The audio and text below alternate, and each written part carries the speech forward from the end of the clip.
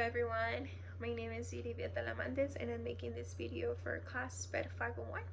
So let's get started right away. Question number 1.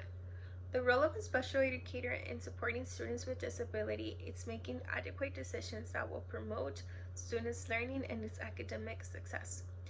Teachers are in charge of implementing lessons that will be beneficial to students and it will meet their academic needs.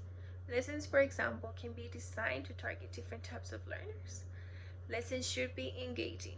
I think this is very important. Lessons should always be engaging. If you have a lesson that's engaging, students will always keep on task. I also believe it's important for teachers to build relationships and connections with other professionals around campus. That way they can all work together to make sure you're doing the correct thing and that your work is working for a student. Question number 2.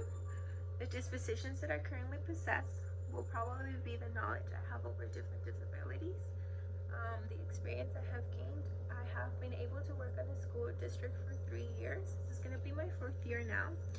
And throughout these years, I have experienced working with different students and different disabilities. I have been able to see what a disability looks like face to face, and I have to know their proper accommodations, in other words. So I think that's another thing. Probably one dispositions that I will need to work on will be on accommodations. Sometimes I'll be given an accommodation and I'll look at the student, and sometimes the accommodation and the student don't really match. So probably knowing to write a proper accommodation will be a thing that I'll probably need to learn more.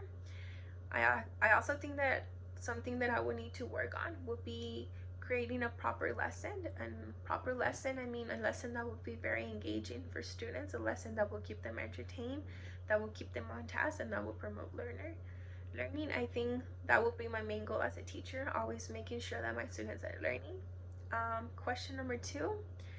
I think personal bias can definitely affect students. I think we as educators should always be open to other students and not judge them.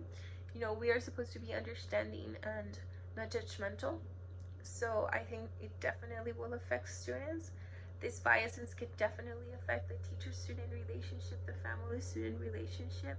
What we should do as educators is probably educate ourselves about the student's background, culture. That way we can understand what's going on and understand what they're going through, and probably create things that would actually be engaging to him. It's very important for a teacher to incorporate cultural elements of our students into lessons. That way we can always keep them engaged. If we are not able to do so, if we're not able to understand, if we're not able to do our personal bias to a side and look at a student just as a simple human being as we are, I think we cannot build a connection with them. Building a connection with family and them will probably be impossible.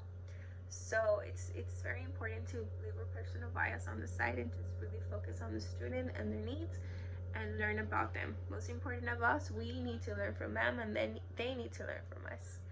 And I think that's it. So thank you very much.